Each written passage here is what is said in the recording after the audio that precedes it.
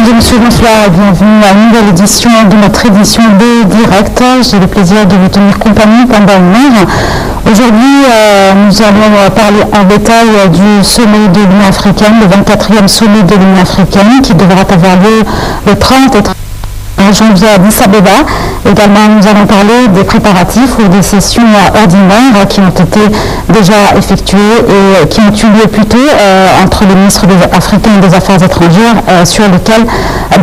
durant lesquels plutôt ils ont plutôt planché sur les dossiers les plus chauds aujourd'hui dans le continent africain, notamment le groupe islamiste de Boko Haram. Nous allons parler également de la situation au Soudan, la situation en Libye, et qui est aujourd'hui totalement hors de contrôle de l'épidémie de l'Ebola, et parallèlement nous allons également parler de la dimension africaine et comment cette dimension africaine est devenue désormais l'un des fondements les plus principaux de la politique étrangère égyptienne.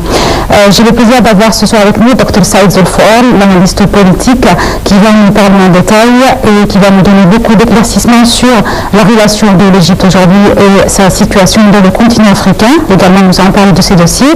Et nous allons également avoir avec nous Dr Michel Marad, qui est écrivain, professeur de sciences politiques à l'Université du Caire et à l'Université de la Sorbonne. Je commence cette édition de direct avec quelques petites nouvelles, et entre ces nouvelles, nous allons avoir des détails avec des commentaires sur les situations en Syrie, dans le Sinaï. Et je commence donc cette nouvelle avec une nouvelle du ministère de l'Intérieur, où le ministre de l'Intérieur, Mohamed Ibrahim, s'est rendu aujourd'hui au district de Matariyat, qui est théâtre de violents heurts depuis dimanche et lundi entre les terroristes et les forces de l'ordre. Et donc, je vous rappelle que, comme vous le suivez, la situation sécuritaire s'est établie après l'envoi de ces renforts policiers. Le ministre de l'Intérieur, Mohamed Ibrahim, a prévenu que les forces de l'ordre affronteront implacablement toute tentative d'enfreindre la loi.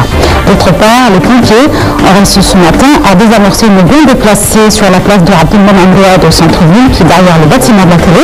Les forces de sécurité se sont ensuite retirées de la place après avoir ratissé le lieu à la recherche, bien sûr, d'autres explosifs. Puisque nous parlons de ces tentatives ou ces incidents quotidiens de la part des terroristes en Égypte et des bombes qui sont placées dans tous les quartiers environnants en Égypte. Nous allons parler en détail maintenant de la situation sécuritaire au Sinaï, qui est un des dossiers les plus épineux et que l'Égypte, bien sûr, tente de lutter contre ce terrorisme, et comme je l'ai cité depuis longtemps, que l'Égypte restera toujours déterminée. C'est vrai que ça garde un peu longue pour lutter contre le terrorisme, mais nous sommes toujours déterminés à lutter contre. Au Sinaï, les forces armées ont donc annoncé hier la mort de 3 terroristes, l'arrestation de 17 autres de 40 suspects lors d'un vaste raid qui a été mené pour éradiquer le terrorisme. Par ailleurs, le groupe terroriste de Ansar Bait al-Maqdis avait revendiqué dimanche dans une vidéo postée sur son compte Twitter la mort d'un officier de police qui avait été enlevé dans le nord de la péninsule de Sinaï et retrouvé abattu d'une balle dans la tête. Notre collègue Sarah Mahrabi vous donne plus de détails sur la situation au Sinaï et comment l'Égypte continue son combat contre ce terrorisme féroce. Les forces armées ont annoncé hier la mort de 3 terroristes et l'arrestation de 17 autres et de 40 suspects lors d'un vaste raid mené au Sinaï pour éradiquer le terrorisme. Le porte-parole de l'armée, le chef du brigade Mohamed Samir, a affirmé qu'au cours de cette campagne militaire menée de 21 au 26 janvier, un grand nombre d'armes et de munitions ont été saisies.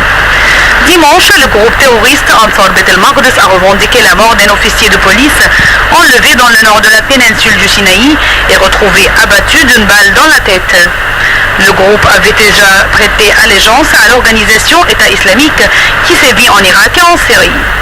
Dans une vidéo postée sur le compte Twitter d'Ansar Bait al-Maqdis, on peut voir des hommes armés de lance-roquettes, vêtus de noir et le visage masqué, arrêter des voitures sur une route et capturer le capitaine de police. L'officier est ensuite filmé face caméra, il donne son nom et sa profession avant que son exécution ne soit montrée. L'armée avait annoncé le 13 janvier la découverte du corps de l'officier enlevé quelques jours plus tôt près de la ville de Rafah, à la frontière avec la bande de Gaza palestinienne. Par ailleurs, l'Égypte a prolongé de 3 mois l'état d'urgence imposé depuis fin octobre à plusieurs régions de la péninsule régulièrement secouées par des attaques terroristes visant les forces de l'ordre. Cet état d'urgence avait été adopté le 24 octobre après la mort de 30 soldats dans un attentat près d'Al-Arish. Il est en vigueur sur un périmètre allant d'Al-Arish à la ville de Rafah, sur la frontière avec la bande de Gaza palestinienne, et s'accompagne d'un couvre-feu de 17h GMT à 4h GMT.